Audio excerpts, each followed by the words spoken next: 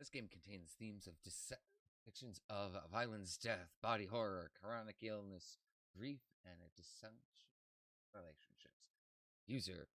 Viewers' discretion is advised. Hello, everybody. Welcome. It paints me, or it pains me. A short visual novel.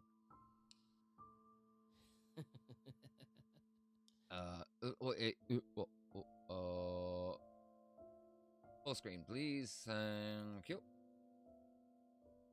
Every night I find myself alone in the studio. The curtains draw tight. My neat row of paints, palette, and brushes in the same place on the drawer by the easel. The canvas upon it sits, as always, unfinished.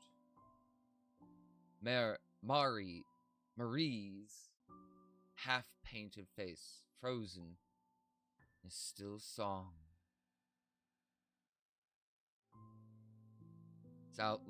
It's laid out, always, as it always is when I awaken here. Marie is now here to be found. Nowhere to be found. She must be still at the theater. Even the curtains fall and the stage lights dim. The night is forever young. It's star soprano. I always wait outside her dressing room, roses in hand, scores of other bright-eyed admirers spilling through the hall, though she alone was mine, and I was her. It's cold, bitterly cold tonight, but I draw the curtains and open the windows wide. There's a stench in the room, deep and damp and sickly sweet, that I can't seem to be rid of. Besides that, the fumes from the linseed oil make my head spin. Like every night, I measure out my paints, arrange the small dabs of color on my palette, from lightest to darkest. Titanium white and cadmium yellow to corpse brown and lamp black. I wet my brush with oil and gently start mixing the pigments. Feels just like a little blood. It feels just a little bit like magic, watching them swirl and mix, forming new colors from old.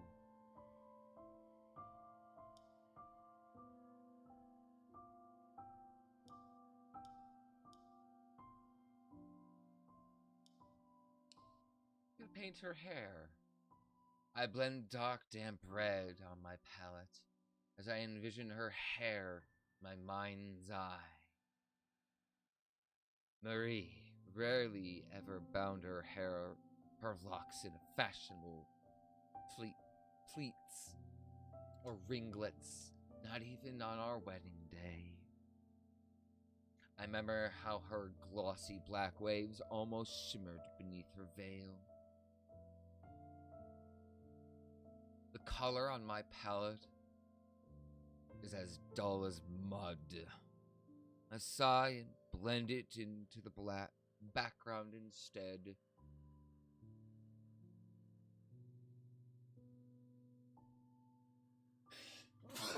Felt that sneezing coming on. Excuse me. I apply my paint with a generous dab of oil, but it seems I did not have to. The canvas was still wet from last night and the night before. I must have painted and repainted the same background countless times. To say it's difficult to paint by lamplight, my muse nowhere's in sight, is an understatement of course, but lately, these nightly hours are only time I find myself able to lift my breath. I stop every few strokes. Spirits, it hurts.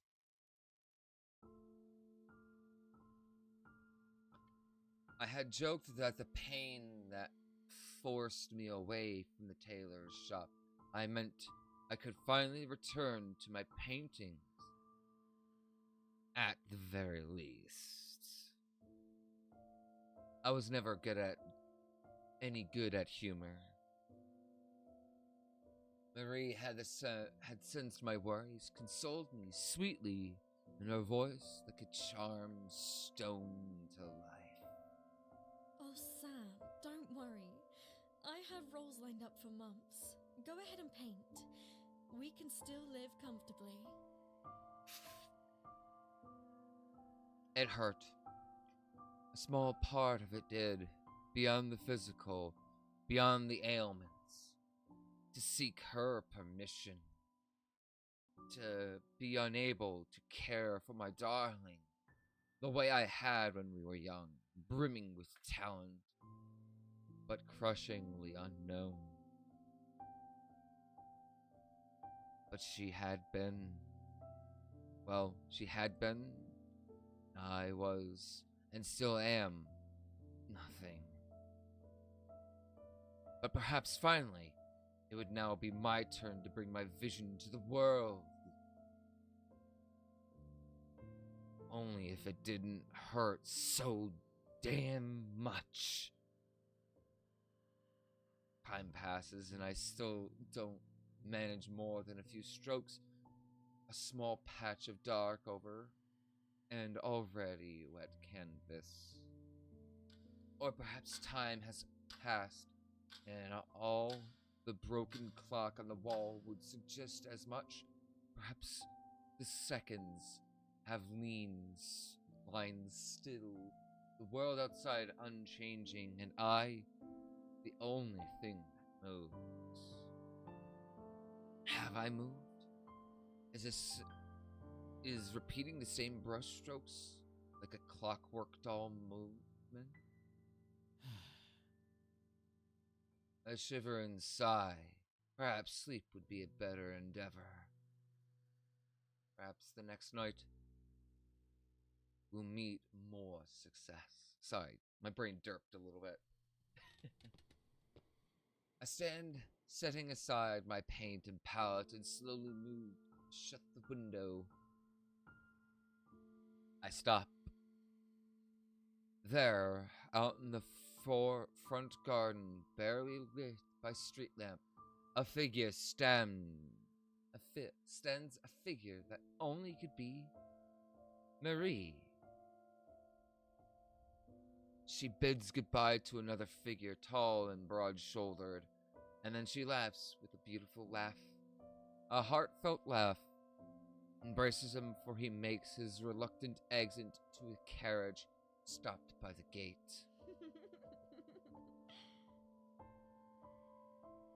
For a moment, I don't know what to think. A friend? A co-star? Perhaps a tenor she mentioned every now and then. I didn't see his face, but Marie's social circle had always eclipsed my own.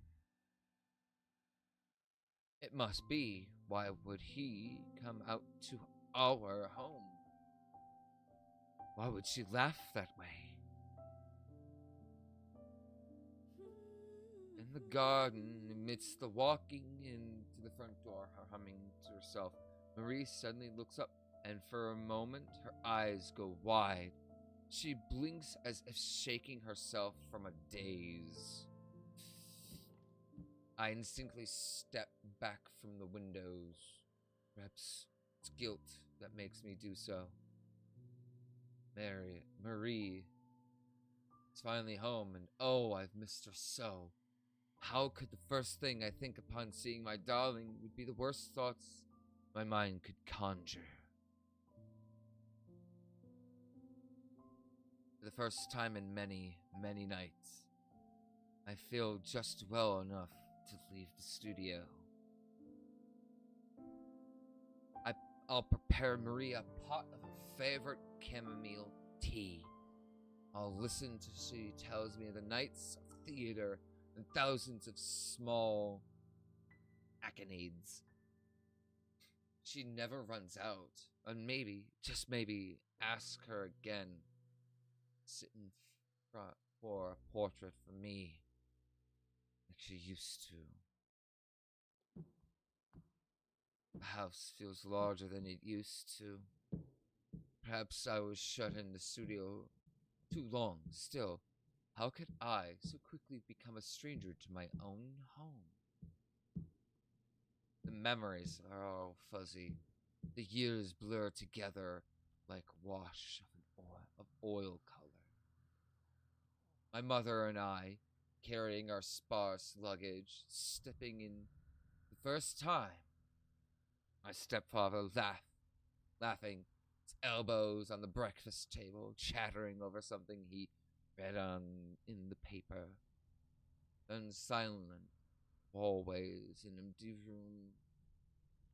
And then myself welcoming my new bride to these solitary halls, hanging our newly taken portraits above the mantel.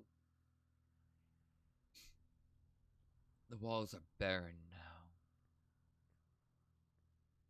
I feel the walls in the dark, leaving sticky trails of paint behind, tracing the places where I used to hang.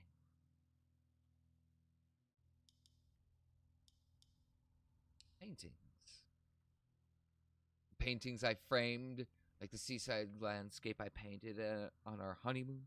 The watercolors sketch Marie, that couldn't hope to capture the sheen of her hair. The still life of candles and flowers that had wilted because I took so long to finish. Even the painting of roses in the vase, first gift I had ever given her. I wanted to bring you some flowers, but I was afraid they would wilt before I saw you next. You painted them. Oh, they're beautiful, Sam. Aww. The naked walls stare blankly at me. Confused, but with nowhere else to go, I continue through the house. As I walk, I pass the furniture my stepfather left me, the shelves and the tables that always seemed so large and grand as a boy, now missing and mantled in a thick white. They remind me of corpses on a hospital table, lying dead still, covered in sheets. Marie? I try to call out, but phlegmy blocks my throat. I cough long and drawn and wet, and then once more attempt to voice her name. Marie. It slicks off my tongue like a serpent uncoiling. I'd always loved her name, so tender and sweet, free of harsh syllables. Marie. It was a name like an impressionist fleur, painted in soft strokes, fine oil brush. It was always the greatest joy in the world to join my name to hers. Silence fills the halls, a long, drawn-out silence. I held the breath. Finally, my darling answers. Sam. Is this a dream? happened? I cough again. Another long, wet trail dribbling from my lips. Is it a good dream, darling? I don't know. It feels like a nightmare. An awful, wretched nightmare.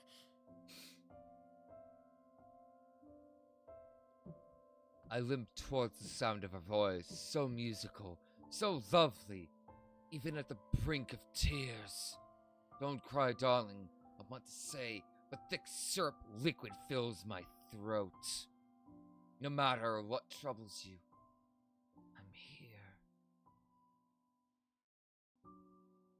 She stands at the edge of the staircase, shaking with a candlestick in hand. The steps are sticky and wet. I inch carefully, practically at a crawl, not a slip, not to slip. My darling lifts the candle as I approach. In the dark of the house, its flickering flame almost blinds me. I don't see the expression of her face as she screams. What? Marie? Where are you, my darling? Every word feels like a dagger puncturing my throat. I limp down each hall, leaving trail of steps that feel damp and heavy, slick and wet. I try the door to our bedroom. No, Marie's room. I had started sleeping in the spare one when my coughing fits would wake her. It was cold, so cold, alone, but my darling needed her rest. The knob, so slick and hard to twist, my hands slipped on the brass. Finally, I managed to push the door open. Though it's completely dark, I would peer inside. I know it is empty. No warmth, no flesh, no sound of sweet breath within. I continue down the hall. I tread my steps heavy, wet, trying not to slip over the thick, slick surface. Marie? What's wrong, darling? Please, come out. I don't understand. The dining room is empty. Truly empty. The shelves where the china and silverware were once neatly stacked in now gape hollow. The walnut table is covered with a thick white sheet. Now the matching set of chairs removed. I rest against the blanketed table. My hand leaves ruddy smear against the sheet. It must be more paint, though it's hard to make out in the dark. I needed spectacles for quite some time, but Maria never liked the bookish type. I continued through the familiar, yet unfamiliar house, my steps strained and slow, my breaths short, sticky, wet. Marie! Where are you? Oh, Marie, it hurts. Won't you come to me? I hear the front door slam shut. It must be freezing cold out. Why has she gone out to the garden? I tread to the sound of the new urgency, uncaring of the sticky, wet floors, forgetting just for a moment the pain that snaps and burns through my flesh. I reach for the oily, damp knob. Giggity. Don't, Sam, please. Her voice rings from behind the door. I don't understand, darling. Have I done something to upset you? Her sobs echo loudly. I never thought an ugly sound could come from my darling's lips. But her words... I love you, Sam. I always will. can't bear to see you like this. Do you mean like what? Please, I beg of you, return to where you came. Huh? You can't be here. I've moved on now. Oh. Return where? Dearest, you aren't making any sense. Moved on. I'm your husband, Marie. What on earth is there to move on from? Please remember, Sam. You were ill. You were ill for a long, long time. And you never recovered. I know I'm unwell, Marie. But you said we would still... Are you leaving me? Because I can't care for you anymore? Is that it? You left me. You're dead, Sam. Plot twist! You've been dead for more than a year. If this is a joke, darling, it's a cruel one. Do you want me dead? Is that it?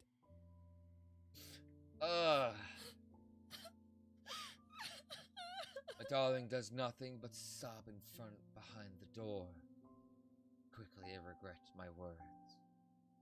Oh, if only I could see her face, look in her eyes, reassure her, and see that she loves me still. I twist the knob with slick, oily hand. No! Don't come out! Please! On the other end, a sharp gasp, my darling grasps the knob closed, pushing the weight of her small frame against the withered wood. Don't come out!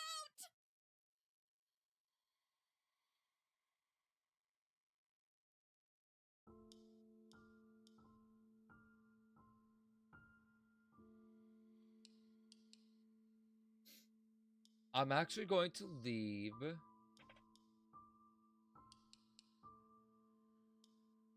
this episode here.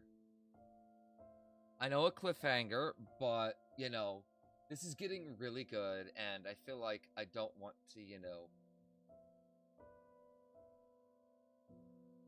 rush through this. So, thank you everyone so much for joining me on this tragic tale. If you enjoy it, leave a like, comment down below if you want me to play more of these games or something different. Let me know. And, as always, subscribe for more content. And I will see you all in the next video. Stay bright, darlings. Peace.